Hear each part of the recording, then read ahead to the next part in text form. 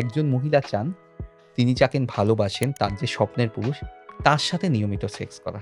Man wants only one thing, only lots of sex.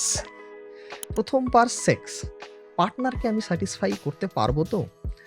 আর এই যে স্ট্রেসটা সেক্সুয়াল যে পারফরমেন্সটা সেটা কতটা কমিয়ে দিতে পারে? স্ট্রেস কিন্তু পারফরমেন্সকে এফেক্ট করে, অর্থাৎ স্ট্রেস সরাসরি কিন্তু স্ট্রেস থাকলে কিন্তু ইরেকশন হবেই না। ম্যাস্টারবেশনের সময় স্পার্মের যা কোয়ালিটি, সেক্সের সময় স্পার্মের কোয়ালিটি অনেক বেশি ভালো হয়ে যায়, আচ্ছা কারণ সেক্সের সময় বডিতে অনেক বেশি চেঞ্জেস হয় ম্যাস্টারবেশনের তুলনায়। আচ্ছা লাভ হরমোন বা অক্সিটোসিন বেরোয়, যেটা কিন্তু ম্যাস্টারবেশনের সময় কম পরিমাণে বেরোয়। অনেকের ধারণা যদি কন্ডম ব্যবহার করি তাহলে প্লেজার কমে যায়, এটা কতটা সত্যি? প্রিম্যাচিওর ইজাকুলেশন হচ্ছে, যাদের আচ্ছা। তাড়াতাড়ি সিমেন্ট ডিসচার্জ হয়ে যাচ্ছে, হুম। অর্থাৎ যাদের পেনিস বেশি সেন্সিটিভ, হুম। তাদের কিন্তু সেন্সিটিভিটি কমানোর জন্য আমরা কন্ডোম বলি, অর্থাৎ আচ্ছা। কন্ডোম ইউজ করলে কিন্তু ডিউরেশনটা বাড়ে। শীতকালে অন্ডকোষগুলো একটু কুঁচকে থাকে, শরীরের কাছে চলে আসে, কারণ তখন শরীরের টেম্পারেচারটা কম। গরমকালে শরীরের টেম্পারেচারটা বাড়ে, সেজন্য অন্ডকোষগুলো একটু ঝুলে থাকে, হুম। নিচে নেমে হুম। যায়। মাল্টিপল পার্টনার এটা আমাদের কতটা ক্ষতি করতে পারে? সেক্সুয়ালি ট্রান্সমিটেড ইনফেকশন, এইচআইভি, হুম। সিফিলিস, গনোরিয়া এগুলো হতে পারে। এক ইনফেকশন একজনের থেকে আরেকজনের মধ্যে যেতে পারে। অনেক সময় এইচপিভি বলে একটা ভাইরাস হয়, সেটার ইনফেকশন হয় এবং সেটা কিন্তু লং রানে কিন্তু আপনার পেনিস বা যৌনাঙ্গে ক্যান্সার পর্যন্ত করতে পারে। আচ্ছা, প্রথমবার সেক্স হচ্ছে, আমি স্ট্যামিনা বানানোর জন্য আমি বাজারে বেশ কিছু ওষুধ আছে, সেগুলো যদি আমি কিনি তাহলে কি সেটা ভালো হয়? নাকি সেটা আমার আরো ক্ষতি করবে? ধাত বেরিয়ে যাচ্ছে, ছোট হচ্ছে, সিমেন্ট পাতলা হচ্ছে, নাইটফল হচ্ছে। বেশিরভাগ ক্ষেত্রে এই ওষুধগুলো কিন্তু ক্ষতিকারক। যে সমস্ত পুরুষদের সেক্স নিয়ে ভয় আছে, যাদের ইজাকুলেশনের সমস্যা বা ইরেকশনের সমস্যা আছে, তাদের কোন ধরনের চিকিৎসা আছে? আজকের এই অনুষ্ঠানটি আবারও সেই প্রাপ্তবয়স্কদের জন্য। যদি আপনার বয়স ১৮-র কম হয় তাহলে রিকোয়েস্ট করব আপনি এই ভিডিওটি স্কিপ করে যান। কারণ আজকে আমাদের আলোচনার বিষয় হচ্ছে ফার্স্ট টাইম সেক্স। প্রথমবার সেক্স নিয়ে ছেলে হোক বা মেয়ে, ভেতরে কিন্তু অনেক কিছু চলতে থাকে। অনেক উৎকণ্ঠা থাকে, অনেকের ভয় থাকে। যেমন ছেলেদের মনে সবার আগে যে প্রশ্নটা থাকে সেটা হচ্ছে, আমি আমার ওয়াইফকে বা আমার পার্টনারকে স্যাটিসফাই করতে পারবো তো? আমার যে সাইজটা, সেই সাইজটা যথেষ্ট তো? আমি কিভাবে আমার পার্টনারকে বেশি খুশি করতে পারবো? অনেক রকম প্রশ্ন চলতে থাকে মনের মধ্যে। আজকে আমরা সেই প্রশ্নগুলোর উত্তরই খোঁজার চেষ্টা করব। এবং আমাদের এই আলোচনায় আমাদের অতিথি আছেন আমাদের শহরের বিশিষ্ট আইভিএফ এবং male infertility specialist doctor Sujoy Dasgupta. নমস্কার ডাক্তারবাবু। নমস্কার। আগের দিন আমরা বহু আলোচনা করেছি। কিন্তু এই জিনিসটা বাদ চলে গেছে যে ফার্স্ট টাইম সেক্স, এটা নিয়ে তো অনেকের অনেক রকম প্রশ্ন থাকে। তো ভাবলাম এটা নিয়ে যদি আজকে আপনাকে জিজ্ঞাসা করি। তো ১ম যেটা প্রশ্ন স্যার থাকবে আপনার কাছে যে, ১ম বার সেক্স পার্টনারকে আমি স্যাটিসফাই করতে পারবো তো? আর এই স্ট্রেসটা সেক্সুয়াল যে পারফরম্যান্সটা সেটা কতটা কমিয়ে দিতে পারে? হ্যাঁ, প্রথম কথা, এটা খুব কমন প্রশ্ন। আগের দিন যে আমরা প্রশ্নগুলো নিয়ে হুম, বলেছিলাম, হুম, সেগুলো নিয়ে চেম্বারে আমরা পাই। হুম, এটা নিয়ে কিন্তু বেশিরভাগ ক্ষেত্রে আমরা চেম্বারে কেউ আসেন না। হুম, মাঝে মধ্যে আমরা আমাদের Facebook বা YouTube চ্যানেলে প্রশ্নগুলো পাই, হুম, ইনবক্সে করেন। হুম, আমি চিন্তা করছি আমার এরকম কনসার্ন যে প্রশ্নগুলো হুম, বললেন, হুম, আমার সাইজটা ছোট, হুম, আমার এই masturbation এর সময় মনে হচ্ছে হার্ড হচ্ছে না, আমার মনে হচ্ছে তাড়াতাড়ি পড়ে যাচ্ছে, হুম, হুম, হ্যাঁ? হুম, আমি শুনেছি আমার ওই বন্ধুর এরকম সমস্যা হয়েছিল। আমি কি পারবো করতে? এই জিনিসটা নিয়ে থাকে। ১ম কথা, স্ট্রেস কিন্তু পারফরম্যান্সকে এফেক্ট করে। এটা শুধু জাস্ট আমরা স্পেকুলেট করছি সেটা না, এটা বৈজ্ঞানিকভাবে দেখা গেছে। স্ট্রেসের ফলে আমাদের শরীরে নরএড্রেনালিন বলে একটা হরমোন বেরোয়। হুম। নরএড্রেনালিন যেটা করে পেনিসের ইরেকশন কমিয়ে দেয়। আচ্ছা। অর্থাৎ স্ট্রেস সরাসরি কিন্তু স্ট্রেস থাকলে কিন্তু ইরেকশন হবেই না। এটা মাথায় রাখতে হবে। স্ট্রেস ফ্রি থাকতে হবে। ১ম এই জিনিসটাকে টার্গেট হিসেবে ধরে না নিতে হবে। আজকে ১ম দিনই আমাকে কমপ্লিট করতে হবে, একদম ইনসার্ট করতে হবে, ইজাকুলেট করতে হবে। এই জিনিসটাকে ১ম দিনেই টার্গেট না ভাবা। যেভাবে পাচ্ছি আমি জিনিসটাকে এনজয় করব, ফোরপ্লেতে টাইম দেওয়া এবং তখন জিনিসটা রোম্যান্সের কথা ভাবা, স্ট্রেসের কথা পারবো কিনা, টার্গেট হবে কিনা এগুলো না ভাবা। আর মনের মধ্যে রেখে কিছু ভ্রান্ত ধারণা আগে থেকে একদম পুরো সরিয়ে দেওয়া। আমার অর্গান ছোট। এটা নিয়ে আমরা আগের দিন হুম, আলোচনা হুম, হুম, করেছি আর হুম, আজকে আলোচনা হুম, করব হুম, না। হুম, এই ধারণা হুম, বের করে দেওয়া। হুম, আগে masturbation করেছি তার মানে প্রবলেম হবে। এই ধারণা বের করে দেওয়া। আমার যদি তাড়াতাড়ি পড়ে যায় কি হবে? দেখুন যদি সমস্যা হুম, হয় ডাক্তারের কাছে আসবেন পরে চিকিৎসা করা যাবে। কিন্তু ১ম দিনে এই জিনিসগুলি নিয়ে ১ম এই অযথা দুশ্চিন্তা করার কিছু নেই। আরেকটা অনেকের দুশ্চিন্তা হয় যে যার সামনে করব তিনি যদি কিছু মনে করেন আমি যদি ১ম বার করতে না পারি। দেখুন ১ম বারে অনেকেরই সমস্যা হয়। আস্তে, আস্তে সমস্যার সমাধানও করা যায়। বেশিরভাগ ক্ষেত্রে পরবর্তীকালে তাদের কিন্তু সেই সমস্যা হয় না। স্ট্রেস ফ্রি থাকাটা হচ্ছে ১ম কথা এবং মনের মধ্যে থেকে যা উৎকণ্ঠা আছে সেগুলো সব আগে দূর করে দেওয়া। যেমন ধরুন আপনি ১ম বার স্টেজে গিয়ে কবিতা বলতে যাচ্ছেন বা গান গাইতে হুম, যাচ্ছেন। আপনি যত টেনশন করবেন তত কিন্তু আপনার পারফরম্যান্স কিন্তু খারাপ হবে। আপনি ১ম বারেই এটা ভাববেন না যে আজকে আমি একটা কবিতা পড়ে বা গান গেয়ে আমাকে আজকে ফার্স্ট প্রাইজ পেতে হবে। এই জিনিসটা বললে কিন্তু unnecessary একটা স্ট্রেস তৈরি। এই টার্গেটটাকে আপনি মন থেকে সরিয়ে দিন। প্রিকনসেপ্ট যে আইডিয়া সেগুলো সরিয়ে দিন এবং জিনিসটাকে এনজয় করার উপরে জোর দিন টার্গেটের থেকে। আচ্ছা, এই সময় ছেলেরা না বারবার ইরেকশনটা চেক করে যে আমারটা ঠিকঠাক দাঁড়াচ্ছে কিনা একটু চেক করে দেখি এবং সারাদিনই মোটামুটি এটা চলতে থাকে। তো এইটা কতটা ক্ষতি করতে পারে তাদের পারফরম্যান্সে? একটা তো বললাম এটাতে স্ট্রেস তৈরি হয়। হুম, স্ট্রেস যত তৈরি হবে দেখা যাচ্ছে হুম, আপনি স্ট্রেসের কারণে ইরেকশন চেক করতে যাচ্ছেন, হুম, স্ট্রেসের কারণে ইরেকশন কমে যাচ্ছে। হুম, আপনার একটা ফলস আইডিয়া এসে যাবে, আমার ইরেকশন হচ্ছে না, আমি করতে পারব না। হয়তো আপনি জিনিসটাকে এভয়েডই করে যাচ্ছেন, এই ভয়ের কারণে। এইসব বারবার চেক করার কোনো দরকার নেই। দেখুন, ১ম কথা আপনি যখন চেক করছেন তখন তো সেক্সের সময় চেক হুম, করছেন হুম, না। হুম। সেক্সের সময় এবং অন্য সময় দুটো কিন্তু আলাদা পরিস্থিতি। আচ্ছা, কাজেই সেক্সের সময় কি হবে সেটা ভেবে এই এখনকার পরিস্থিতির সময়টাকে আপনি নষ্ট করবেন না, অযথা দুশ্চিন্তা করবেন না। আর আবার বললাম সেই দুশ্চিন্তা যদি একবার মাথার মধ্যে থেকে যায়, হুম, ইরেকশন কিন্তু হবে না। স্যার অতএব বারবার কিন্তু ইরেকশন চেক করার কিন্তু কোনো দরকার নেই। আচ্ছা। স্যার এরপরের প্রশ্ন হচ্ছে যে আ আমি তো মাস্টারবেট করতাম আগে যেটা আগের আগের দিনও আমরা আলোচনা করতাম। তো আমি কি আজকে ঠিকঠাক করতে পারবো তো? এই যে মাস্টারবেশন এর সঙ্গে মানে রিয়াল সেক্স এ এই যে দুটো জিনিস যে আলাদা সেটা একটু যদি আপনি বুঝিয়ে বলেন। জিনিসটা হচ্ছে অনেকটা এরকম, আমি ভার্চুয়াল ওয়ার্লড এ কি দেখছি আর আমি রিয়াল ওয়ার্লড এ কি দেখছি। জিনিসটা দুটো কিন্তু আলাদা।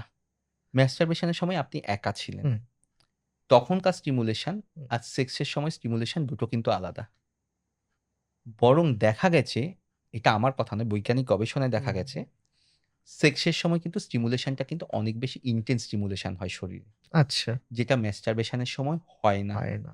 মাস্টারবেশনের সময় ফোরপ্লে বলে কোনো জিনিস থাকছে না, হুম, যেটা সেক্সের সময় থাকছে। আচ্ছা, যে কারণে দেখা গেছে, বেশ কিছু বৈজ্ঞানিক গবেষণায় দেখা গেছে, মাস্টারবেশনের সময় স্পার্মের যা কোয়ালিটি, সেক্সের সময় স্পার্মের কোয়ালিটি অনেক বেশি ভালো হয়ে যায়। আচ্ছা, কারণ সেক্সের সময় বডিতে অনেক বেশি চেঞ্জেস হয় মাস্টারবেশনের তুলনায়। আচ্ছা, লাভ হরমোন বা অক্সিটোসিন বেরোয়, যেটা কিন্তু মাস্টারবেশনের সময় কম পরিমাণে বেরোয়। আচ্ছা, সেগুলো শরীরে অনেক কিছু চেঞ্জেস করে। কাজেই মাস্টারবেশনের সময় অসুবিধে হচ্ছে, এই কারণে সেক্সের সময় অসুবিধা হবে, জিনিসটা ভুলে যান। অন্যদিকে মাস্টারবেশন করতাম, তার মানে সেক্সের সময় অসুবিধে হবে, আমি পারব না করতে, এটা ভুলে যান। মাস্টারবেশনের সময় তাড়াতাড়ি পড়ে যেত, ইরেকশন হতো না, সিমেন পাতলা হতো, এই জিনিসগুলো ভুলে যান। অর্থাৎ দুটোকে একসাথে কোরিলেট করার চেষ্টা করবেন না। আপনি ক্লাস 1 এ কিভাবে পড়াশোনা করতেন, সেটা কিন্তু ক্লাস 10 এ এসে কিন্তু সেই জিনিসটা ভাবলে কিন্তু হবে না। ব্যাপারটা সেরকম। দুটোর মধ্যে কিন্তু আকাশ পাতাল। ওই যে ক্লাস 1 আর ক্লাস 10 ব্যাপারটা সেরকম। মক টেস্ট আর রিয়াল টেস্ট। এক্সাক্টলি দুটো আলাদা জিনিস। মক টেস্টের সাথে রিয়াল টেস্টকে গোলালে চলবে না। আচ্ছা। স্যার অনেকের ধারণা যদি কন্ডম ব্যবহার করি তাহলে প্লেজার কমে যায়। এটা কতটা সত্যি? দেখুন, কন্ডোম কিন্তু মনে রাখতে হবে কিছু সেক্সুয়াল ডিসফাংশন এর ক্ষেত্রে কন্ডোম ট্রিটমেন্ট। আচ্ছা, যেমন যাদের প্রিম্যাচিওর ইজাকুলেশন হচ্ছে, যাদের আচ্ছা। তাড়াতাড়ি সিমেন্ট ডিসচার্জ হয়ে যাচ্ছে, হুম, অর্থাৎ যাদের পেনিস বেশি সেনসিটিভ, হুম। তাদের কিন্তু সেনসিটিভিটি কমানোর জন্য আমরা কন্ডোম বলি। অর্থাৎ আচ্ছা, কন্ডোম ইউজ করলে কিন্তু ডিউরেশনটা বাড়ে। আচ্ছা। আমি কিন্তু কন্ডোমের অন্য যে উপকারিতা সেগুলো তো আছে, সেগুলো সবাই জানেন যে হুম, হুম, কন্ট্রাসেপশন, হুম, হুম, প্রেগন্যান্সি আসা প্রিভেন্ট করছে। সবথেকে হুম, ইম্পোর্টেন্ট হচ্ছে সেক্সুয়ালি হুম, ট্রান্সমিটেড হুম, ইনফেকশন প্রিভেন্ট করছে। সেগুলোতে যাচ্ছিই না। কিন্তু কন্ডোম কিন্তু অ্যাকচুয়ালি সেক্সের ডিউরেশনটা কিন্তু বাড়িয়ে দেয়। হ্যাঁ, কারো থাকতে পারে কন্ডোম অসুবিধা, যেমন ল্যাটেক্স অ্যালার্জি হুম, থাকে। হুম, কারো ল্যাটেক্স কন্ডোম নিলে তাদের হুম, অ্যালার্জি হয়, র‍্যাশ হয়। তাদেরকে এভয়েড হুম, করতে বলব। হুম, কিন্তু বাকিদের ক্ষেত্রে বিশেষ করে যাতে আপনি প্রেগন্যান্সি না চান, হুম। সেক্সুয়ালি ট্রান্সমিটেড ইনফেকশন এভয়েড করতে চান, কন্ডোম কিন্তু ভালো পদ্ধতি। কন্ডোম কিন্তু কখনোই কিন্তু আপনার কিন্তু সেক্সুয়াল প্লেজার কমিয়ে দেবে, এটা কিন্তু নয়। বরং কন্ডোম ইউজ করলে কিন্তু আপনার সেক্সের ডিউরেশনটাও বাড়তে পারে। আচ্ছা, এই কনডম না বিভিন্ন মানে ফ্লেভারে পাওয়া যায়। এই ফ্লেভারের পারপাসটা কি? মানে ফ্লেভারটা অ্যাকচুয়ালি কার জন্য? মানে মেল পার্টনার না না, দেখুন ফ্লেভারটা অবশ্যই ফিমেল পার্টনারের জন্য। আচ্ছা, মেইনলি হচ্ছে এটা ওরাল সেক্সের ক্ষেত্রে। আচ্ছা। বিভিন্ন ধরনের ফ্লেভার পাওয়া যায় সেটা হ্যাঁ। ফ্লেভারড কন্ডোমে ওরাল সেক্সের ক্ষেত্রে কেউ কিছু পার্টিকুলার ফ্লেভার পছন্দ করেন। সেটা একেকজনের ডিসক্রিশন। হুম, কেউ পছন্দ করেন। সেটা ফ্লেভারড কন্ডোমের ক্ষেত্রে ইউজফুল হয়। কিন্তু আবার ফ্লেভারড কন্ডোমের একটা ড্রব্যাক হচ্ছে ভেজাইনাল সেক্সের ক্ষেত্রে হুম, কারো ক্ষেত্রে এই ফ্লেভারড কন্ডোমে যেহেতু কিছু কেমিক্যালস থাকে, হুম। কারো ক্ষেত্রে সেগুলোতে ভেজাইনাল র‍্যাশ বা ইরিটেশন হতে পারে। আচ্ছা। কিন্তু ওরাল সেক্সের ক্ষেত্রে মেইনলি ফ্লেভারড কন্ডোমগুলো কারো ক্ষেত্রে স্যাটিসফ্যাকশনটা বাড়ায়। আচ্ছা, ওরাল সেক্স নিয়ে কথা বলব। কিন্তু তার আগে একটু হাইজিন নিয়ে কথা বলি। যেটা আমার মনে হয় বলা দরকার। সেটা হচ্ছে যে এই যে আমি ইন্টিমেট যে হব, মানে এর হাইজিনটা আমি কি করে মেইনটেইন করব? আচ্ছা, যাতে আমাদের দুজনার কারো যেন সমস্যা না থাকে।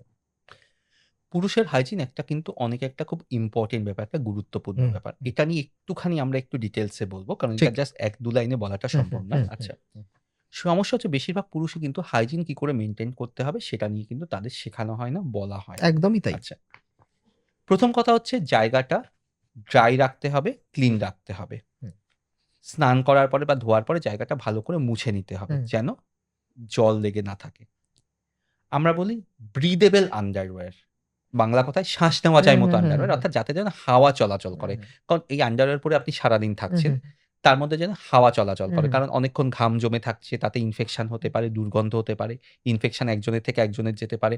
আর আপনার ধরুন আপনার জায়গাটায় হাইজিন ভালো নেই, হুম, তাহলে আপনার পার্টনারও কিন্তু সেই জায়গাটা কিন্তু টাচ করতে বা সেই জায়গাটা নিয়ে কিন্তু কোনো এক্টিভিটিস করতে কিন্তু পছন্দ করবেন না। ঠিক।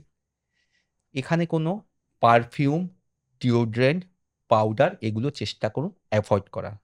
তাতে কিন্তু কেমিক্যাল র‍্যাশ হওয়ার সম্ভাবনা বেশি থাকে। কিন্তু ছেলেদের তো মানে ওই জায়গাটা তো গন্ধ হয়। অনেকে তো ওই হ্যাঁ, পারফিউম ইউজ করে। হ্যাঁ, এটাই বলছি। হুম, এইটা তাহলে গন্ধ হওয়াটা কি করে আটকাবেন? হুম, পারফিউম ইউজ করাটা সমাধান নয়। পারফিউম ইউজ করা মানে হচ্ছে সোজা কথা আপনার অ্যা শরীরে আপনার ধরুন কিডনিতে স্টোন আছে বলে ব্যথা হচ্ছে, আপনি কিডনির স্টোনটা ট্রিটমেন্ট না করে আপনি শুধু ব্যথার ওষুধ ব্যথার খেয়ে ওষুধ যাচ্ছেন। খেলাম। ব্যাপারটা সেরকম। কিভাবে ক্লিন রাখতে হবে? ১ম কথা স্নানের সময় জায়গাটা হালকা সাবান হুম, দিয়ে ইউজ করুন। হুম, বেটার হয় আপনি কিছু হুম, হুম, মেন হুম, ইন্টিমেট ওয়াশ বা সিরাম পাওয়া যায় সেটা হুম, ইউজ করুন। হুম। সেটা অনলাইনে পাওয়া যায়। ওকে। অর্ডিনারি সাবান আমরা বলব একটু কম ইউজ করতে, কারণ অর্ডিনারি সাবান অনেক বেশি অ্যালকালাইন হয়। মানে সেই জায়গাটা কিন্তু অনেক বেশি কেমিক্যাল কিছু, অর্থাৎ কিছু কেমিক্যাল রিঅ্যাকশন করে হুম, হুম, জায়গাটাকে অনেক বেশি স্কিনটাকে সেনসিটিভ করে দিতে পারে। অর্ডিনারি সাবান আমরা ইউজ কম করতে বলব। হালকা নরমাল জল বা হালকা গরম জলে হালকা সাবান দিয়ে ওয়াশ করতে পারেন বা ইন্টিমেট ওয়াশ দিয়ে হুম, ইউজ করতে পারেন। আর আপনার সার্কামসিশন হোক বা না হোক, দুক্ষেত্রেই কিন্তু পেনিস ক্লিন রাখাটা দরকার। যদি এরকম সার্কামসিশন না হয়ে থাকে, ফোরস্কিন ইনট্যাক্ট হুম, থাকে, ফোরস্কিনটা পেছনে করে ফোরস্কিনের ভেতরে যে সাদা নোংরাগুলো জমে, হুম। যাকে স্মেকবাল বলা হয়, সেগুলো কিন্তু ভালো করে ক্লিন করতে হবে। সেখান থেকে কিন্তু দুর্গন্ধ হতে পারে। আচ্ছা। আর হচ্ছে যদি দেখা যাচ্ছে এখানে কোনো র‍্যাশ হচ্ছে, কোনো ডিসচার্জ হচ্ছে, কোনো ফাঙ্গাল ইনফেকশন হচ্ছে, ইচিং হচ্ছে, তাহলে কিন্তু সেগুলো নিজে ট্রিটমেন্ট না করে সেগুলো ডাক্তারের সাথে কথা বলে ট্রিটমেন্ট করুন। আর অবশ্যই বলব স্নান করার পরে ভালো করে জায়গাটা কিন্তু ভালো করে মুছে ড্রাই করে নিন। কোনো ভেজা আন্ডারওয়্যার ইউজ করবেন না।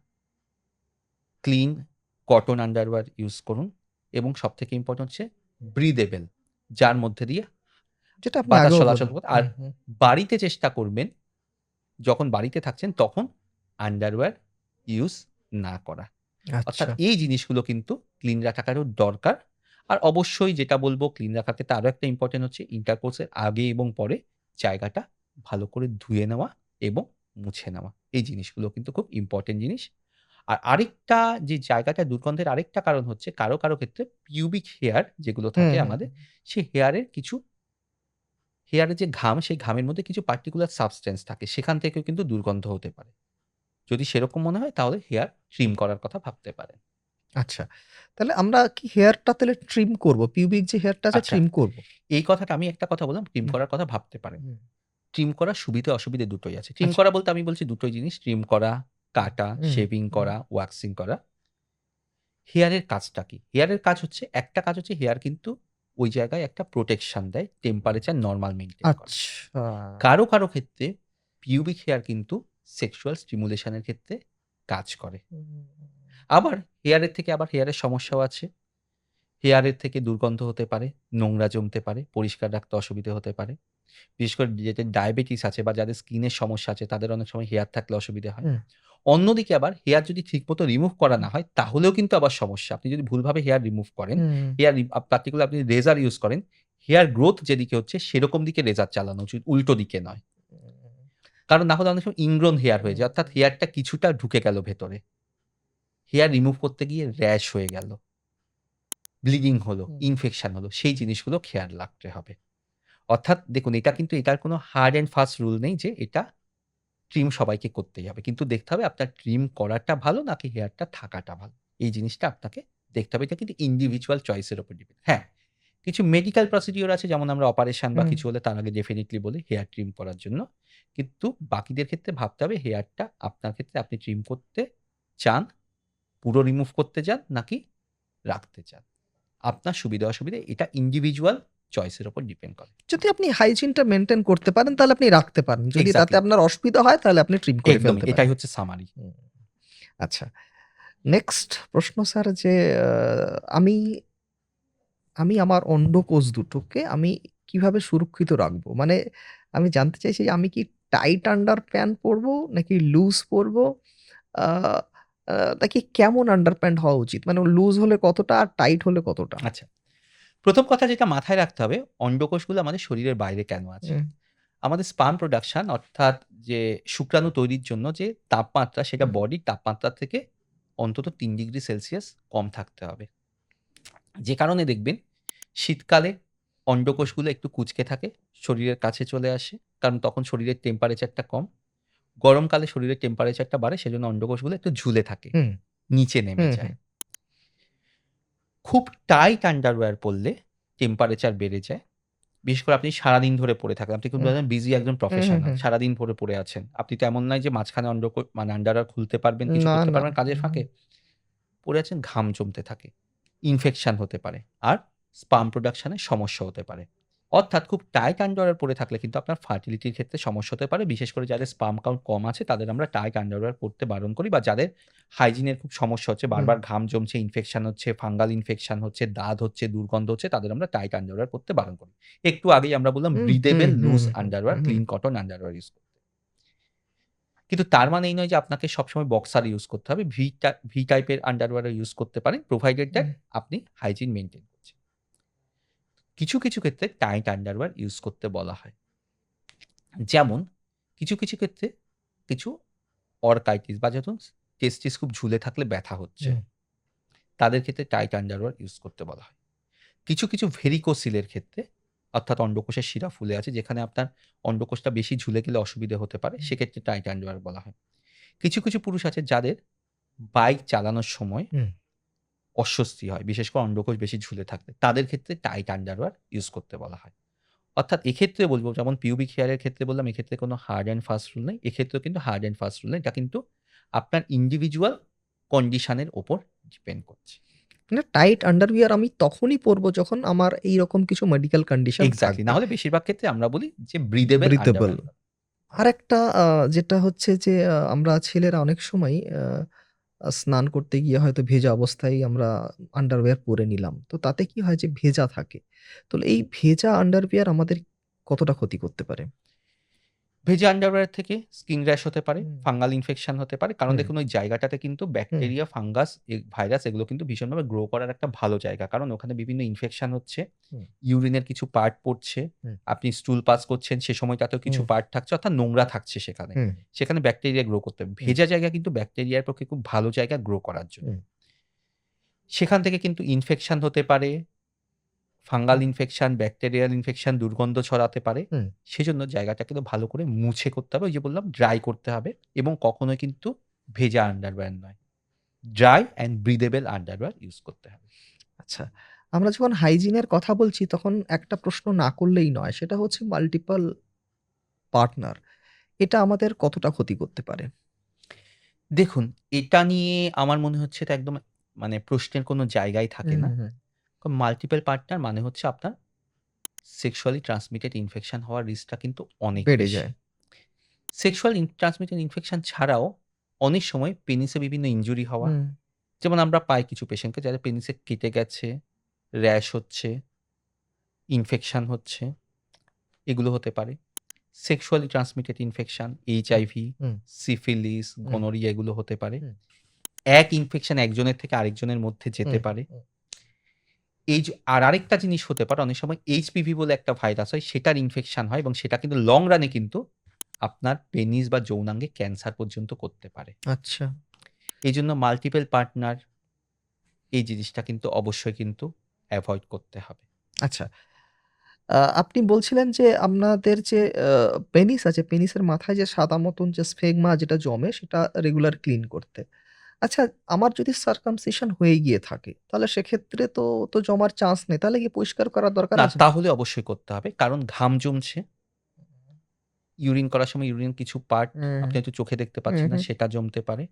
সবথেকে বড় কথা, সারাদিন আপনি আন্ডারওয়্যার পরে থাকছেন। হুম, দুর্গন্ধ হতে পারে। হুম, সেজন্য সেই জায়গাটাকেও ক্লিন করতে হবে। হুম, ওই যে বললাম, হালকা গরম জলে হালকা সাবান দিয়ে, খুব কড়া সাবান নয়। হুম। সবথেকে ভালো হয় যদি সাবান ইউজ না করে আপনি যদি ওই যে বললাম মেন্স ইন্টিমেট ওয়াশ বা ইন্টিমেট সিরাম সেগুলো ইউজ করতে পারেন। আর অবশ্যই ট্যালকম, ডিওডোরেন্ট, পারফিউম এগুলো ইউজ করা যাবে না। আচ্ছা। তো মোটামুটি এই কটা জিনিস যদি আমরা মেইনটেইন করি তাহলে আমার মনে হয় যে প্রত্যেক পুরুষই তার প্রাইভেট পার্টের হাইজিন মেইনটেইন করতে পারবেন। অবশ্যই সেটা কিন্তু খুব ইম্পোর্টেন্ট হুম, জিনিস। কারণ আমরা এর হুম, আগে ১ম এপিসোডে একটা কথা বলেছিলাম, হুম, পুরুষরা অনেক সময় লজ্জা পান হুম, ডাক্তারের হুম, কাছে হুম, দেখাতে, যেতে। হুম, যে মনে হয় ডাক্তাররা তার হাইজিন হুম, নিয়ে হুম, প্রশ্ন করতে হুম, হুম, পারেন। হুম, হুম। এটা সত্যি অনেকেই কিন্তু হাইজিনটা ঠিকমতো মেইনটেইন করেন না। ঠিকই। হাইজিনটা কিন্তু শুধু ডাক্তারের জন্য নয়, আপনার হুম, নিজের জন্য দরকার, আপনার পার্টনারের জন্য হুম। দরকার। এটা কিন্তু মাথায় রাখতে হবে। আচ্ছা। তাহলে হাইজিনটা নিয়ে আমরা মোটামুটি আলোচনা করে ফেললাম। এবার আবার সেই আ ওই মানে আমরা যেখান থেকে শুরু করেছিলাম সেদিকে চলে যাই। আ এরপরে যেটা আমি জানতে চাইবো যে আমার ১ম বার সেক্স হচ্ছে, আমি স্ট্যামিনা বাড়ানোর জন্য আমি বাজারে বেশ কিছু ওষুধ আছে, সেগুলো যদি আমি কিনি তাহলে কি সেটা ভালো হয়? নাকি সেটা আমার আরো ক্ষতি করবে? আমরা এর আগের এপিসোডে যেটা বলেছিলাম, হুম, বাজারে এ ধরনের অনেক জিনিস আছে। ধাত বেরিয়ে যাচ্ছে, ছোট হচ্ছে, সিমেন্ট পাতলা হচ্ছে, হুম, নাইটফল হুম। হচ্ছে। বেশিরভাগ ক্ষেত্রে এই ওষুধগুলো কিন্তু ক্ষতিকারক। বেশিরভাগ ক্ষেত্রেই যে ওষুধগুলো আছে সেগুলো কিন্তু বৈজ্ঞানিকভাবে প্রমাণিত নয়। কিন্তু খুব বিক্রি হয়। হ্যাঁ, ডেফিনিটলি সেগুলো হুম, সেগুলো বিক্রি হয়, সেটাই তো সমস্যা। হুম, বৈজ্ঞানিকভাবে প্রমাণিত নয়, কিন্তু সেজন্য বিক্রিটা হচ্ছে। আ লোকে আ ট্রেনে, বাসে, রাস্তাঘাটে বিভিন্ন জায়গায় লোকে কিনে নিচ্ছে, ইউজ করছেন। তার কম্পোজিশনটাও জানেন না কি আছে। আমরা আগের দিন বলেছিলাম, যেমন আমরা হুম, কিছু পেশেন্টকে পেয়েছি, হুম, যারা নাইট ফল হতো বলে এরকম ওষুধ কিনে খেয়েছেন। হুম। পরে দেখা গেছে তার সিমেন্ট বেরোনোটাই বন্ধ হয়ে গেছে। চিন্তা। অর্থাৎ তার আর বাচ্চাই হচ্ছে না। কারণ তার স্পার্ম ডিসচার্জটা তিনি চেয়েছিলেন বন্ধ করতে, বন্ধ হয়ে গেল মানে পুরোপুরি সারা জীবনের জন্য বন্ধ হয়ে গেল। কারণ এগুলোর কম্পোজিশন ওহো! কিন্তু আমরা জানি না। যখন আপনাকে কোনো ডাক্তার হুম, আপনাকে হুম, ওষুধ দেন, ডাক্তার হুম, কিন্তু তার দায়িত্বটা নিজে নেন। হুম, কারণ হুম, আজকে যদি ওষুধের সাইড ইফেক্ট হয়, দায়িত্বটা আমার। হুম, ২য় হচ্ছে, হুম, ওষুধে কি কম্পোজিশন আছে সেটা আমি জানি। হুম। ওষুধটা বৈজ্ঞানিকভাবে প্রমাণিত কিনা সেটা আমি জানি। কিন্তু যে জিনিসগুলো বলছেন স্ট্যামিনা বাড়ানোর জন্য সো কল্ড ওষুধ, এগুলো কিন্তু কম্পোজিশন জানি না। অনেক সময় এখানে কিছু হার্মফুল সাবস্টেন্স থাকে। যেমন স্টেরয়েড থাকতে পারে। এমন কিছু কেমিক্যাল থাকতে পারে যেটা কিন্তু আপনার পক্ষে ক্ষতি করতে পারে। শুধু সেক্স লাইফ এর ক্ষতি করবে না, এমনকি আপনার ক্যান্সার পর্যন্ত করতে ইভেন পারে। কিডনিটাও ক্ষতি হ্যাঁ, কিডনির ক্ষতি হুম। করতে পারে, হার্টের ক্ষতি করতে পারে। এই জিনিসগুলো কিন্তু মাথায় রাখতে হবে।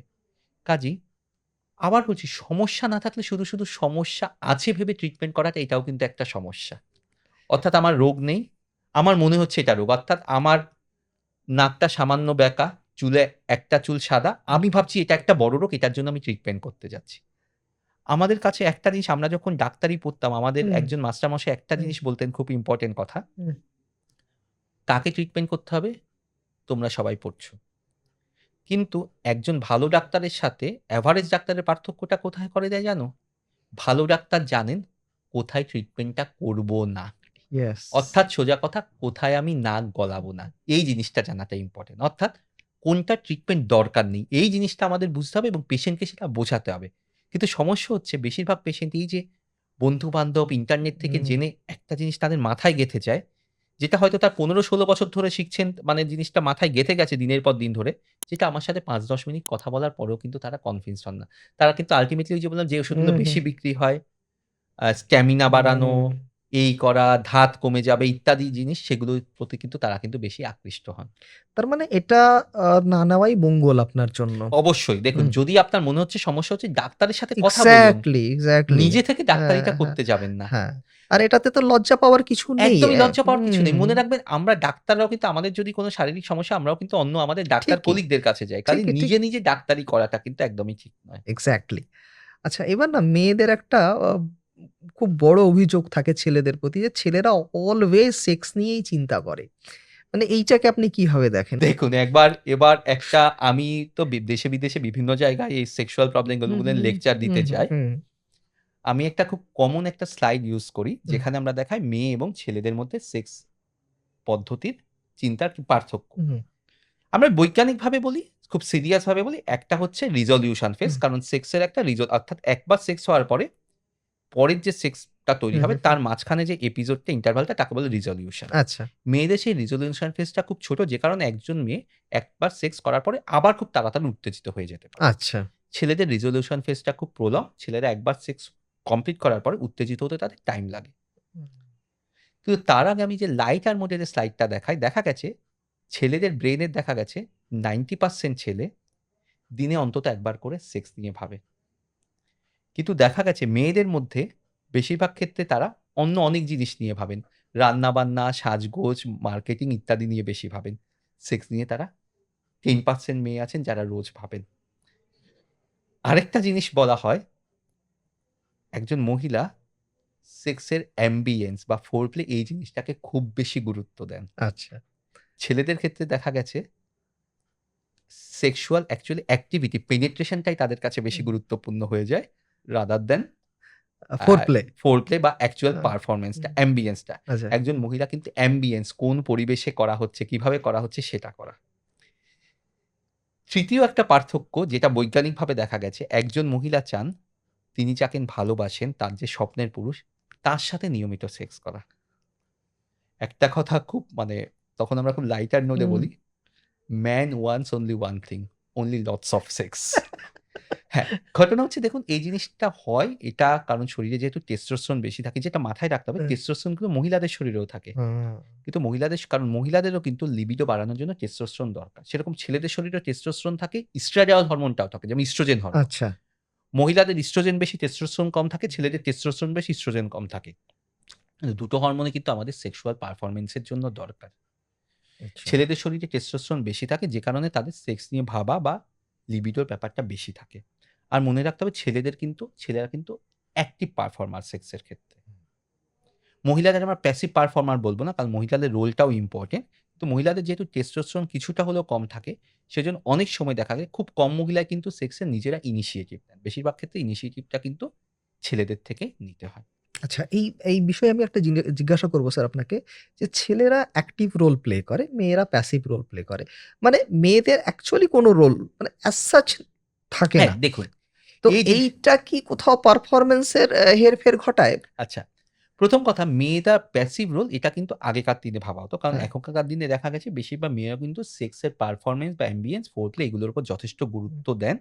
তারাও কিন্তু চান স্যাটিসফাইড হতে। ঠিক আছে? কারণ একজন ছেলে যদি খুব তাড়াতাড়ি ডিসচার্জ হয়ে যায়, সেই হুম, মেয়ে কিন্তু স্যাটিসফাইড হন না। হুম, কারণ মেয়েদের যেটা হয়, মেয়েদের ইনিশিয়াল উত্তেজিত হতে একটু সময় লাগে। হুম, অনেক সময় দেখা গেছে ফোরপ্লেতে যদি একটা মেয়ে যদি ঠিকমতো উত্তেজিত না হন, তার কিন্তু ব্যথা করে। ভেজাইনা থেকে হুম, ফ্লুইড বেরোয় না, হুম, লুব্রিকেশন হুম, হয় না।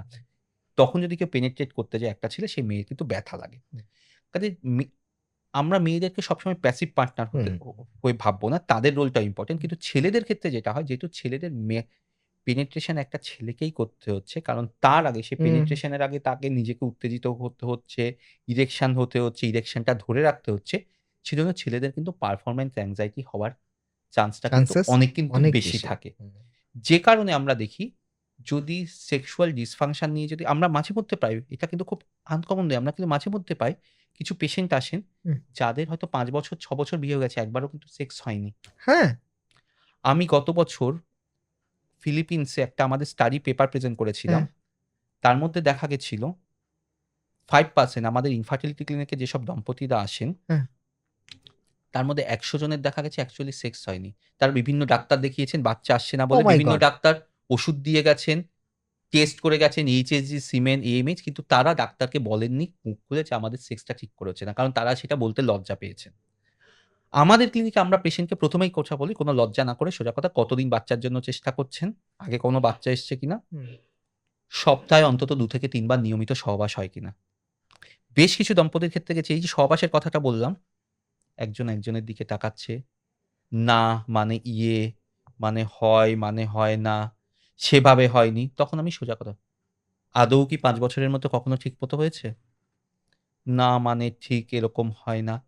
তখন আমাদের কিন্তু তাদেরকে কিন্তু ডিরেক্ট কোয়েশ্চেন করতে হয়। কখনো ঠিকমতো ভেতরে ইনসার্ট করে ডিসচার্জ পর্যন্ত হয়েছে? না হয়নি। আচ্ছা।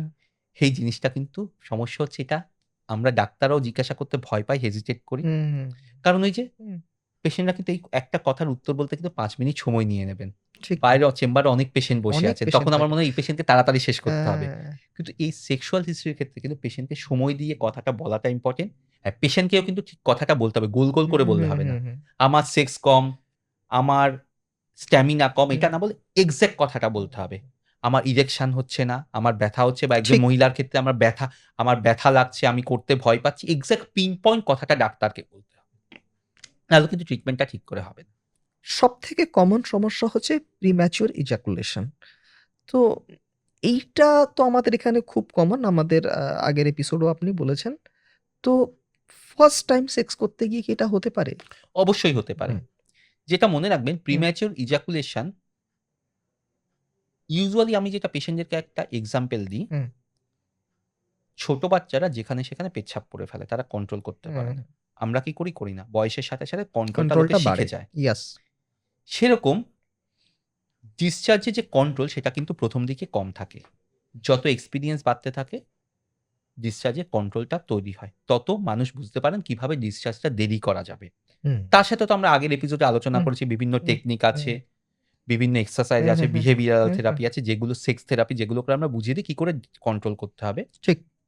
তার সাথে অবশ্যই ওষুধ আছে। হুম, হুম, তার সাথে ওই যে বললাম পরীক্ষা-নিরীক্ষা করতে হবে।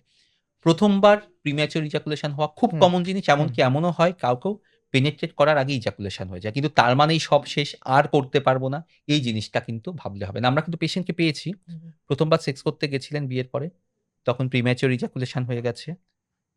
ইনসার্ট করার আগেই ডিসচার্জ হয়ে গেছে। সেই মহিলা ভাবলেন, যে ভদ্রমহিলা ভাবলেন, বাবা আমার হাসব্যান্ড তো করতেই পারছে না। হুম। সেই ভদ্রলোক ভাবলেন আমিও করতে পারছি না, কি লজ্জার ব্যাপার। তারা আর ২ বছর ধরে সেক্স করলেনই ওহ না। মাই গড! অর্থাৎ জিনিসটাকে এভয়েড হুম, করে গেলেন। হুম। ১ম বার সমস্যা হতে পারে। দেখুন, একবার পরীক্ষায় ফেল করা মানে কি আমার কেরিয়ার শেষ হয়ে গেল?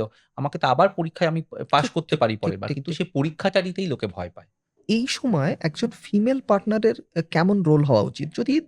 যদি আপনি দেখতে পাচ্ছেন যে আপনার যিনি মেল পার্টনার আছেন তিনি ঠিকঠাক পারফর্ম করতে পারছেন না, মানে তখন এই ফিমেল পার্টনারের কিরকম রোল হওয়া উচিত? পুরুষের থেকেও ফিমেল পার্টনারের রোলটা সবথেকে বেশি ইম্পোর্টেন্ট। আচ্ছা। আমরা আমাদের ক্লিনিকে দেখেছি, যেসব পেশেন্টদের ফিমেল পার্টনাররা খুব সাপোর্টিভ হন, হুম। তাদের সমস্যা তাড়াতাড়ি সেরে যায়। আচ্ছা। আমরা বেশ কিছু বছর আগে একজন ডাক্তার দম্পতিকে পেয়েছিলাম। তিনি ১ম বার এসেছিলেন, তার এই সমস্যা হয়েছিল, তার ঠিকমতো সেক্স করা যায়নি। সেই ভদ্রলোক, তিনি নিজে ডাক্তার। হুম। তিনি আবার ৪ বছর বাদে এলেন। আচ্ছা। তখন বললেন তারা বাচ্চা চাইছে। আমি বললাম, আপনি তো ৪ বছর আগে এসে বলছিলেন সেক্স করতে পারছেন না, সমস্যা ছিল। বলছেন না, এখন করা যাচ্ছে। তিনি বললেন তখন তার কারণটা হচ্ছে, তার আগের যে পার্টনার ছিলেন, হুম। সে পার্টনার সাপোর্টিভ ছিলেন না। তার সাথে তার ডিভোর্স হয়ে গেছে। এখন যে পার্টনার, তিনি সাপোর্টিভ। তারপর ফলে তার ১ম দিকে সমস্যা হলে সমস্যাটা কাটিয়ে উঠতে পেরেছে। ও! আমরা দেখি মাঝে মধ্যে বেশ কিছু পার্টনার আসেন যারা খুব সাপোর্টিভ, যারা হুম, কিন্তু হাসব্যান্ডকে দোষ দেন না। হুম, তারা জানতে চান সমস্যাটা কি, তারা কিন্তু সময় দেন। অন্যদিকে এরকমও পার্টনারকে পেয়েছি, ক্লিনিকে এলেন হাসব্যান্ড ওয়াইফ দুজনে, বললেন যে ৩ মাস বিয়ে হয়েছে, একবারও সেক্স হয় না। আমরা বললাম, দেখুন সময় লাগবে। কতদিন সময় লাগবে বলুন? হুম, বলল, দেখুন এটা অঙ্ক নয়, বলতে পারব না। 2 মাসও লাগতে পারে, 3 মাসও লাগতে পারে, 1 বছরও লাগতে পারে। 1 বছর আমি এভাবে থাকবো, আমি পারবো না। ওহ মাই গড! সেরকম হুম, পার্টনারকে দিয়ে কিন্তু কোনোদিন কিন্তু লাভ হবে না। সেই পার্টনার বরং সেই ভদ্রলোকের উপর প্রেশার তৈরি করছেন। বাড়ির লোককে বলছেন, বাড়ির হুম, মানে মহিলার বাবা-মা, হুম। ছেলের বাবা-মা সবাই জানছেন, সবাই সেই ছেলেকে দোষ দিচ্ছেন। আল্টিমেটলি সেই সম্পর্কগুলো কিন্তু টেকে না। মানসিকভাবে তো সে একদম ভেঙে চুরে একদম হ্যাঁ। মানসিকভাবে হুম, কেউ হুম, বিপর্যস্ত হুম, হয়ে যান এবং সেই সম্পর্কগুলো টেকে না। দেখুন, হুম, দুজনেরই কিন্তু সমস্যা যে কারো হতে হুম, পারে। কারণ আমরা কিন্তু উল্টোটাও পাই। ঠিক মহিলার সমস্যা আছে, সেই ভদ্রলোক কিন্তু খুব সাপোর্টিভ। সাপোর্টিভ। আমরা হুম, কিন্তু পেয়েছি যে হুম, মহিলার ভেজাইনিসমাস বলে একটা সমস্যা আছে, সেই মহিলা সেক্স করতে দিতে চাইছে না, কিন্তু ভদ্রলোক কিন্তু খুব সাপোর্টিভ। সেরকম হুম, ছেলের সমস্যা হলে সে মেয়েকেও সাপোর্টিভ হতে হবে। কারণ আবার মনে রাখতে হবে এমনও হয় দুজনের সমস্যা থাকে। ঠিক। সেক্ষেত্রে আবার দেখি কখনো ক্লিনিকে ঢোকার পরে হাসব্যান্ড দুজন দুজনকে ব্লেম করে যাচ্ছেন। এরকম দেখেছি হুম, হাসব্যান্ড বললেন, "না আমাদের ঠিক করে সেক্স হয়নি কেন? উনার ব্যথা লাগে উনি আমাকে করতে দেননি।" ওয়াইফ বলল, "একদম বাজে কথা বলবে না। তোমার ইরেকশন হয় না, তুমি হুম, ইরেকশন ধরে রাখতে পারো না।" তো কার সমস্যা কি আমাদেরকে একটু কথা বলব সেটা সময় হুম, দিচ্ছেন না। কারণ বৈজ্ঞানিকভাবে দেখা গেছে একজনের সমস্যা হলে আরেকজনের সমস্যা হতে পারে।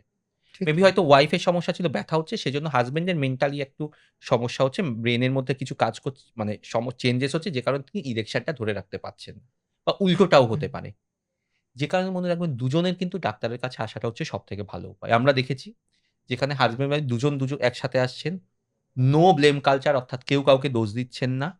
তাদের কিন্তু বেশিরভাগ ক্ষেত্রে কিন্তু শুধু কথাবার্তা বলা এই সাপোর্ট এর কারণেই কিন্তু ট্রিটমেন্ট মানে হয়ে যাচ্ছে। অর্থাৎ সাপোর্টটাই কিন্তু একটা ট্রিটমেন্ট। আমাদের ডাক্তারি দিক থেকে কোনো ট্রিটমেন্ট করতে হচ্ছে না। এই ফিমেল ঠিক। পার্টনারের সাপোর্টটা কিন্তু খুব ইম্পোর্টেন্ট জিনিস। বাহ! খুব সুন্দর করে বিষয়টা আপনি বুঝিয়ে দিলেন যে সাপোর্ট কত বড় রোল প্লে করে এই ক্ষেত্রে। স্যার আর ২-৩ টে কমন প্রশ্ন আছে। যেমন হচ্ছে ১ম প্রশ্ন হচ্ছে ছেলেদের পেনিসটা সকাল হলেই দাঁড়িয়ে যায়। মানে মনে হচ্ছে যেন আ আন্ডারপ্যান্টটা এমন একটা অবস্থায় থাকে যেন মনে হয় এরা তাঁবু খাটিয়ে রেখেছে। তো এইটা কেন হয়? আমাদের শরীরে ব্রেইনের মধ্যে হুম, যে স্লিপ সেন্টার আছে হুম, সেখানে আমাদের রাতে যে ঘুমটা হয় ঘুমটাকে ২ টো ভাগে ভাগ করা হয়। একটা হচ্ছে REM স্লিপ, একটা নন REM। REM মানে র‍্যাপিড আই মুভমেন্ট। আচ্ছা, র‍্যাপিড আই মুভমেন্ট এর সময় অজান্তেই আমাদের চোখের মুভমেন্ট হতে থাকে। আচ্ছা, সে সময় আমাদের কিছু পার্টিকুলার নার্ভ এক্সাইটেড হয়ে যায়। আচ্ছা, পেনিসের ব্লাড ফ্লো বাড়ানোর জন্য যে নার্ভগুলো দায়ী, হুম, সেই নার্ভগুলো সে সময়টাতে উত্তেজিত হয়ে যায়। আচ্ছা, ফলে পেনিসে ব্লাড ফ্লো বাড়ে, সেজন্য পেনিস দাঁড়িয়ে যায়। এছাড়া সকালবেলা শরীরে আমাদের টেস্টোস্টেরন হরমোন বেশি থাকে। আচ্ছা, টেস্টোস্টেরন হরমোন কিন্তু আমাদের শরীর ফ্লাকচুয়েট করে। সারাদিনে একই রকম থাকে না। কিছু যেমন সকালবেলার দিকে বেশি থাকে। সেজন্য কিন্তু এটা কিন্তু উত্তেজিত হয়। এছাড়া দেখা গেছে আপনি খেয়াল করবেন যখন আমাদের পেচ্ছাপ পায়, পেচ্ছাপ পাওয়ার আগেও কিন্তু পেনিস কিন্তু দাঁড়িয়ে যায়। ইয়েস, কারণ তখনও কিন্তু সেই নার্ভগুলো উত্তেজিত হয়। আচ্ছা, অর্থাৎ একটা হচ্ছে ওই যে বললাম হুম, REM স্লিপ নার্ভ হুম। উত্তেজিত হচ্ছে, ২ নম্বর হচ্ছে পেচ্ছাপ পাওয়া, ৩ নম্বর হচ্ছে টেস্টোস্টেরন বেড়ে যাওয়া। এইগুলোর কারণে কিন্তু মর্নিং ইরেকশনটা হয়। এটা একদম নরমাল জিনিস এবং এটা কিন্তু কোনো সেক্সুয়াল স্টিমুলেশন ছাড়াই কিন্তু উত্তেজিত হয়। আচ্ছা, আপনি এই যে টেস্টোস্টেরনের কথা বলছেন, যেটা আমাদের ইরেকশনের জন্য একটা খুব বড় রোল প্লে করে। এই অনেকে না এই টেস্টোস্টেরন হরমোনগুলো বা ইনজেকশন ফর্মে বা ট্যাবলেট ফর্মে অনেকে নেন। তো এইটা নেওয়া কি ঠিক? ১ম কথা মনে রাখতে হবে টেস্টোস্টেরনের অনেক কটা কাজ আছে শরীরে। হুম, যেমন আমাদের গোঁফদাড়ি গজানো থেকে শুরু করে মাসল, হুম, বোন, হুম, হার্ট ঠিক হুম, রাখা। হুম, হুম, আমাদের রিপ্রোডাকশন এর ক্ষেত্রে দুটো ইম্পোর্টেন্ট। একটা হচ্ছে স্পার্ম তৈরি করা, একটা হচ্ছে সেক্সুয়াল ফাংশন। হুম, সেক্সুয়াল যে লিবিডো হুম, হুম, ইচ্ছে, হুম, হুম। ইরেকশন, ডিসচার্জ এগুলোর ক্ষেত্রে টেস্টোস্টেরনের রোলটা খুব ইম্পোর্টেন্ট।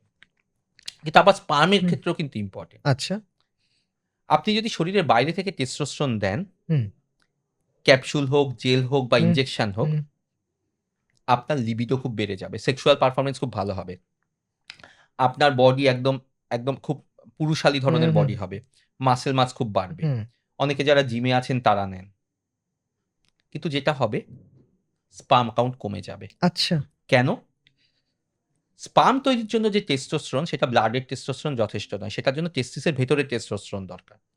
বাইরে থেকে যাই টেস্টোস্টেরন দিই সেটা টেস্টিসের ভেতর পৌঁছাতে পারে না। বরং সেটা আমাদের ব্রেইনে চলে যায়। ব্রেইনে গিয়ে পিটুইটারি গ্ল্যান্ড বলে একটা গ্ল্যান্ড থাকে। সেটাকে সেই স্টিমুলেট গ্ল্যান্ডটাকে সাপ্রেস করে দেয়। ফলে পিটুইটারি গ্ল্যান্ড থেকে যে হরমোন বেরোয় সেটা কিন্তু টেস্টিসকে স্টিমুলেট করে। সেই টেস্টিস স্টিমুলেশন পাচ্ছে না। ফলে স্পার্ম কাউন্ট কমে যায়।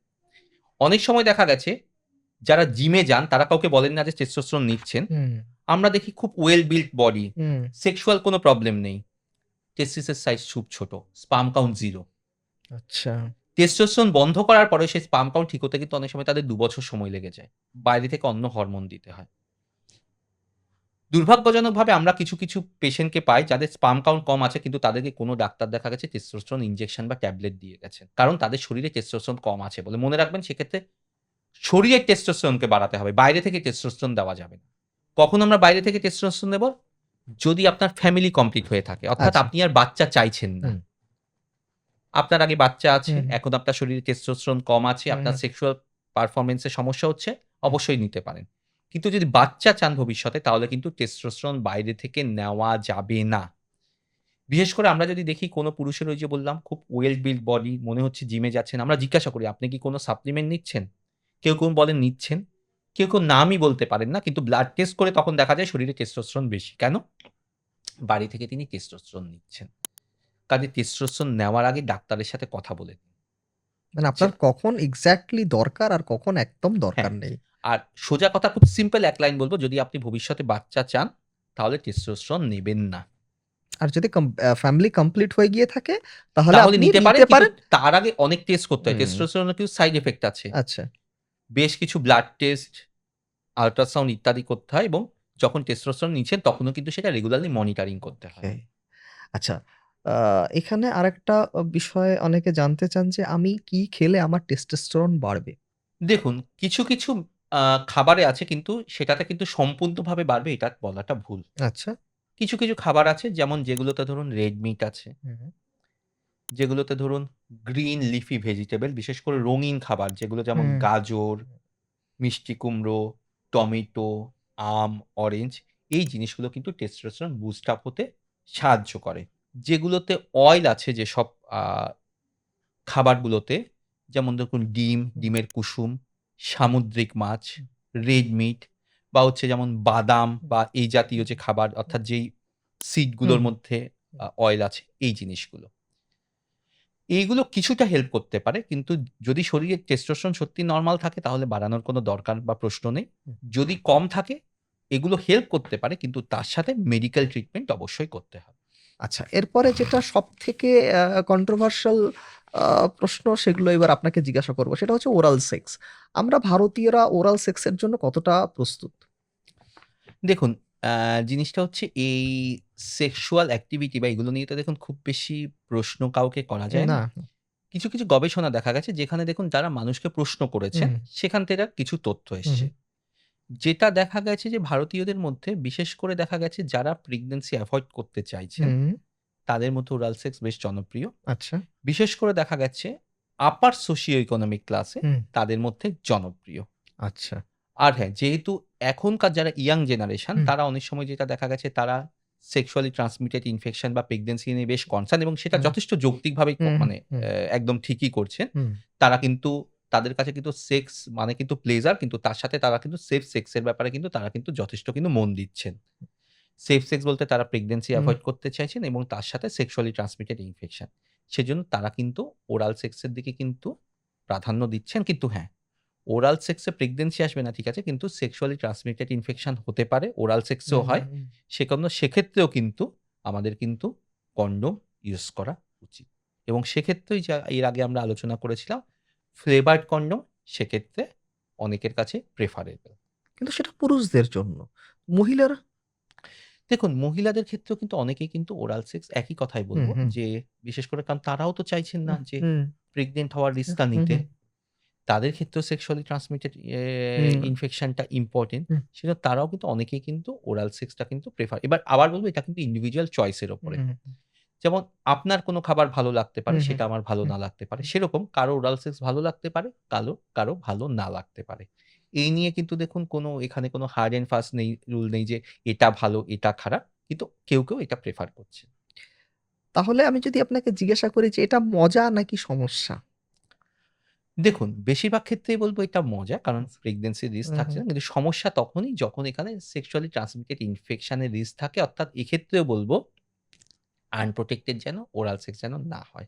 কারণ ওকে। ওরাল সেক্সেও কিন্তু মনে রাখতে হবে এই যে গোনোরিয়া বা ক্ল্যামাইডিয়া যে ইনফেকশন হুম, গুলো নিয়ে হুম, আমরা বলি হুম, হুম, সেক্সুয়ালি ট্রান্সমিটেড হুম। ইনফেকশন এগুলো কিন্তু মুখে বা গলায়ও হতে পারে। কিভাবে? ওরাল সেক্স এর মাধ্যমে। এটা আটকানোর কিন্তু উপায় হচ্ছে কন্ডোম ইউজ করা। আচ্ছা।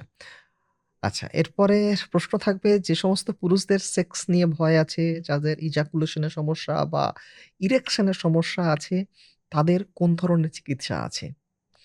অবশ্যই চিকিৎসা আছে। হুম, ১ম কথা তাদের ডাক্তারের কাছে যেতে হবে। ঠিক। আমাদের কারণ পরীক্ষা মানে কারণ খুঁজে দেখতে হবে। হুম, কারণ খুঁজে দেখার জন্য আমাদের তাদের থেকে প্রপার ডিটেইলস এর হিস্ট্রি নিতে হবে। ওই যে বললাম গোল, হুম, গোল কথা হুম, বললে হুম, হবে না। হুম। অ্যাকচুয়াল কারণটা আ বলতে হবে। হ্যাঁ, স্ট্যামিনা কম, হুম, পারছি না, হচ্ছে না এটা না বলে এক্সাক্ট সমস্যাটা কি? আমার ইচ্ছেটা কম, আমার শক্ত হচ্ছে না, আমার ডিসচার্জ হচ্ছে না, তাড়াতাড়ি হচ্ছে বা দেরিতে হচ্ছে এক্সাক্টলি বলতে হবে। তারপর আমরা তাদের শারীরিক পরীক্ষা করব। যেটা বললাম হুম, যেটাতে লজ্জা করলে হবে না। হুম, তাদের হুম, যৌনাঙ্গের শারীরিক পরীক্ষা হুম, হুম, করতে হুম, হবে। হুম, তারপর তাদের আবার বললাম অনেক টেস্ট আছে। সব টেস্ট সবার দরকার হয় না। আমরা ধাপে, ধাপে করি। ইনিশিয়ালি কিছু ব্লাড টেস্ট করি। তাতে না তারপর ওষুধ দিই। তাতে না হলে আল্ট্রাসাউন্ড বা অ্যাডভান্স হুম, হুম, কিছু হুম। টেস্ট আমরা করি। ধাপে, ধাপে পরীক্ষা আছে। ১০০ জনের মধ্যে ৯০ জনেরই কিন্তু সিম্পল ওষুধ দেওয়া। তার সাথে লাইফস্টাইল চেঞ্জ যেমন স্মোকিং না করা, ওজন কমানো, বেশিক্ষণ বসে না থাকা ইত্যাদি তাতে কমে যায়। কারো, কারো ক্ষেত্রে বিহেভিয়ারাল থেরাপি যেমন বললাম হুম, পার্টিকুলার কিছু এক্সারসাইজ, কেজেলস এক্সারসাইজ বা সেক্স এক্সারসাইজ এগুলো কাজ না করে মানে সরি এগুলোতে হুম, কাজ করতে পারে। হুম, যদি এগুলো কোনোটাতে কাজ না করে তখন আমাদের যা বললাম অ্যাডভান্স কিছু ট্রিটমেন্ট থাকে। কিন্তু অবশ্যই মনে রাখতে হবে সলিউশন আছে। অনেকে ১ম এ এতটাই হতাশ হয়ে হুম, পড়েন, হুম, ১ম এ এসে বলেন, "ডাক্তারবাবু আমার তো ৫ বছর ধরে সমস্যা। হুম, আমার কি কোনো চান্স আছে?" ঠিক, মনে রাখতে হবে চান্স অবশ্যই আছে। এটা ঠিক। নিয়ে হতাশ হলে হবে না। চিকিৎসা নিয়ে আমরা একটা বিস্তারিত আলোচনা করেছি এর আগের এপিসোডে। আপনারা চাইলে সেই ভিডিওটা দেখতে পারেন। সেখানে আমরা আ এই ধরনের যে সমস্যা, এই ধরনের সমস্যার উপরে আমরা আ যে সমাধানগুলো আছে সেগুলো নিয়ে আমরা আলোচনা করেছি বিস্তারিত। তো যাই হোক, যারা জানছেন চিকিৎসা আছে তারপরও বাড়িতে বসে অনলাইনে বিভিন্ন ধরনের ক্যাপসুল, তেল এবং পাউডার কিনে খাচ্ছেন, তাদের উদ্দেশ্যে আপনার কি পরামর্শ থাকবে? একটা তো বলব ডাক্তারিটা নিজেরা করবেন না। কি কারণে হচ্ছে দেখুন, আপনার যদি আজকে পেটে ব্যথা হয়, আপনি হুম, যদি ব্যথার ওষুধ অনলাইন থেকে কিনে খান, হুম। টেম্পোরারিলি আপনাকে রিলিফ দেবে। কিন্তু ঠিক, কারণটা জানা হচ্ছে না, ঠিক, রোগটা থেকে যাবে এবং রোগটা অনেক সিরিয়াস হয়ে যেতে ঠিক। পারে। সেজন্য সেক্সুয়াল প্রবলেমও কিন্তু অনেক সিরিয়াস কারণে হতে পারে যেমন ডায়াবেটিস, হার্টের রোগের কারণে হতে পারে। আপনি যদি পরীক্ষা না করেন, ডাক্তারের কাছে না যান লজ্জায় তাহলে কিন্তু কারণটা জানা যাবে না। কারণটা জানতে হবে, সে অনুযায়ী পরীক্ষা-নিরীক্ষা করতে হবে। দয়া করে অনলাইনে ক্যাপসুল, তেল ইত্যাদি যা, যা আছে সেগুলো নেবেন না। কারণ ওই যে বললাম সেগুলোর সাইড ইফেক্ট আছে এবং সেগুলো কিছু ক্ষতি করতে পারে। শুধু সেক্স লাইফকে ক্ষতি করতে পারে এরকম নয়, আপনার বাচ্চা আসার সম্ভাবনা কমিয়ে দিতে পারে, লিভার, কিডনি, হার্টের সমস্যা করতে পারে, এমনকি ক্যান্সারও করতে পারে। তাই যা কিছু করবেন ডাক্তারের পরামর্শ করে করুন। এই সমস্যা শুধু আপনি ভুগছেন না, অনেকেরই সমস্যা হয়। ডাক্তারের কাছে যান, লজ্জা ত্যাগ করে তার অবশ্যই সলিউশন আছে। থ্যাংক ইউ সো মাচ ডাক্তারবাবু। এত সুন্দর করে সমস্ত প্রশ্নের উত্তর আপনি আমাদের দিলেন। এরপরও যদি আপনাদের কারো প্রশ্ন বা জিজ্ঞাসা থাকে তারা কমেন্ট বক্সে লিখে জানাতে পারেন। একটি মেইল আইডিও আমরা দিয়ে রেখেছি এবং একটি নাম্বারও দিয়ে রেখেছি। আপনি চাইলে সেখানেও যোগাযোগ করতে পারেন। আজ এই পর্যন্তই। আবার দেখা হবে অন্য কোনো দিন, অন্য কোনো এপিসোডে। নমস্কার। নমস্কার।